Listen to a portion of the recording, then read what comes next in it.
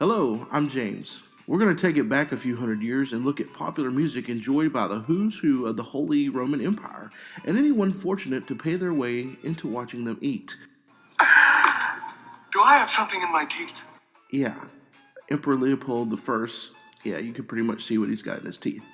Early in the 17th century, there emerged a genre that defined the stylistic traits of the Baroque era and proved to be a major bop for that era: the trio sonata. The trio sonata is a genre typically consisting of 3 or 4 movements with 2 contrasting melody instruments and continuo. The word sonata is from sonare, to sound or to play. This is in contrast to cantor, which means to sing, establishing the sonata as an instrumental genre. Sorry, vocal peeps, not your bag. The word trio refers not to the number of instruments in the music, but to the number of contrapuntal threads. It's like a trick question or a trap that you may fall into if you think of it as being 3 voices. It's a trap! The most common voicing is 2 upper lines of equal status, 2 violins, say, or 2 recorders, and a bass line, typically played by a cello or a viola da gamba. This bottom line, however, is a basso continuo, meaning that 1 or more chordal instruments, such as a harpsichord or theorbo, are added to it to provide semi-improvised fill-in harmonies. Sonatas could be placed into 2 categories: sonata da camera, which means chamber sonata, and sonata da chiesa, or church sonata. The chamber sonata was considered a group of stylized dances, and church sonatas were much more serious and typically arranged into slow, fast sequences.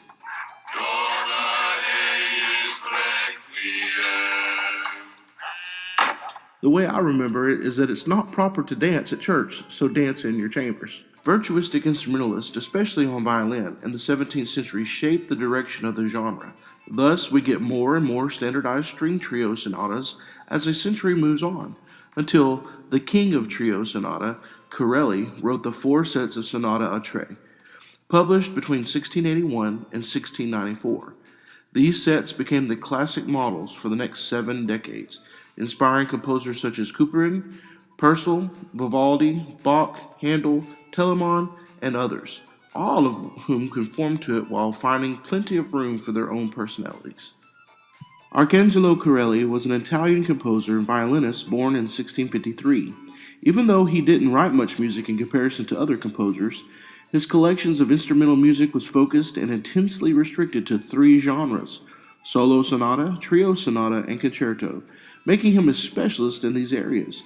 Corelli exercised an unparalleled influence during his lifetime and for a long time afterwards. He is the first composer to become famous exclusively from instrumental composition, the first to owe his reputation in large part to the activity of music publishers, and the first to produce instrumental works which were admired and studied long after his death.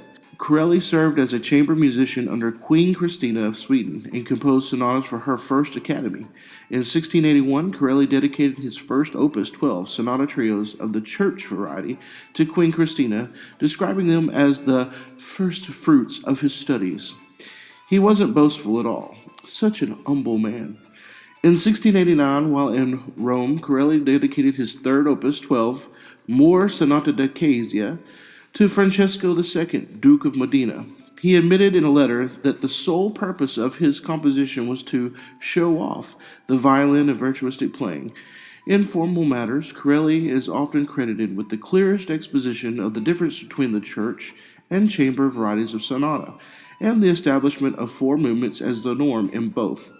After 1708, Corelli retired from public view. Corelli died in 1713 and was buried in St. Maria della Rotonda, or the Pantheon, which is actually a famous landmark in Roman architecture and burial ground for many important people, fitting for such a man of humble stature.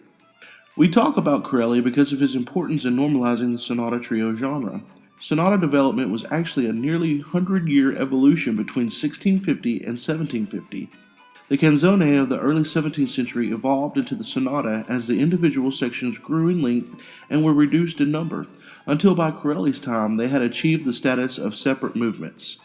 Some scholars say that there were multi-movement designs that were evolving from canzone in other ways, and is related to the mid-century repertoire in which many sonatas do consist primarily of tonally closed, if brief, movements.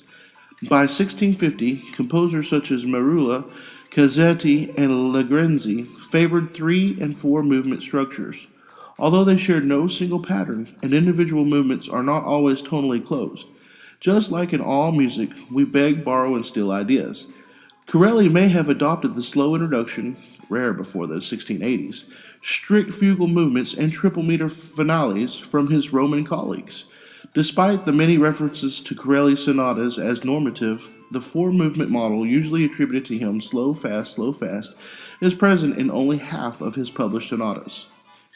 In a quote by Sandra Mangson, we hear, "No doubt the ingenuously intertwining lines of the trio sonata and the fact that it prized fluent conversational interchange over unsettling drama and its inconvenient virtuosity contributed to its popularity with the professional and amateur musicians alike. Trio sonatas continue to be published in numbers well into the mid-18th century. In the end, however, the emerging classical style ousted it." So in other words, it was cool because the music was written intelligently, using musical conversation amongst the instruments, and really showed off their playing chops, which was a novel idea at the time. Here are some things that may help us understand how to recognize how the trio sonata is identified. As we listen to the excerpts from number 5 of Corelli's 12 Sonatas, Opus 3, Sonata in D minor, we will look for distinguishing elements. The standard form of church sonata is in the slow, fast form. In almost all of Corelli's church sonatas, the first movement is a slow introduction, in duple meter.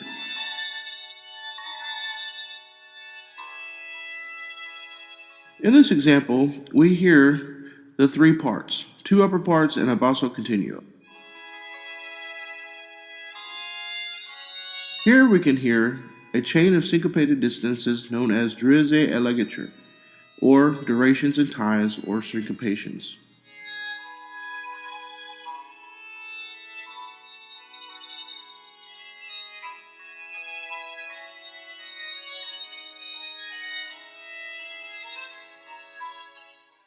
In the second movement, we are given a fast fugue in duple meter.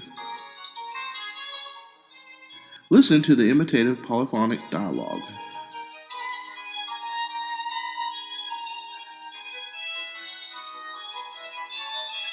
In the third movement, we have a triple meter movement. It's slow and imitative, or homophonic in texture.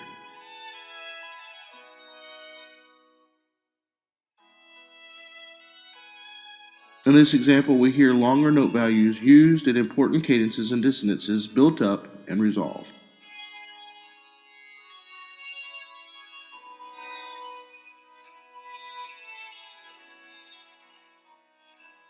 In the fourth movement, we hear a dance sfugato. It is in triple meter. This is the most common form in the fast tempo for the fourth movement.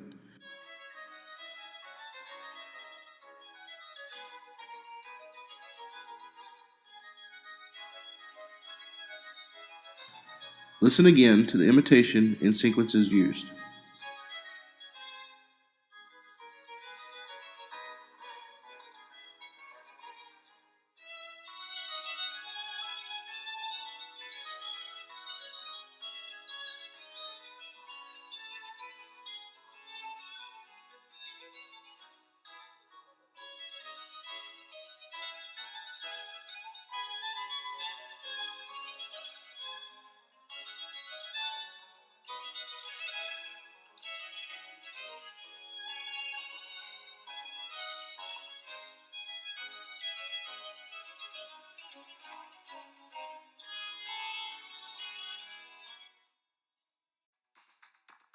Well, folks, that's the trio sonata. It's a mid-Baroque instrumental genre developed from the canzone genre in Italy, refined by Corelli and loved by all, using 3 contrapuntal lines consisting of 2 contrasting upper voices and a basso continuo, characterized by a chamber or da camera and church or chiesa category, both containing 4 movements in a slow, fast pattern, utilizing imitation, sequence, fugal elements, and time signature changes for identifying contents.